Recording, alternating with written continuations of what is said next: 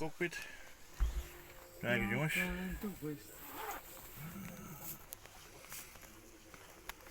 Oh really? Wat hè? Wat is er voor een ding? Moet ik even kijken, ik weet het niet. Ik denk ook een Havilland. Misschien. Hè?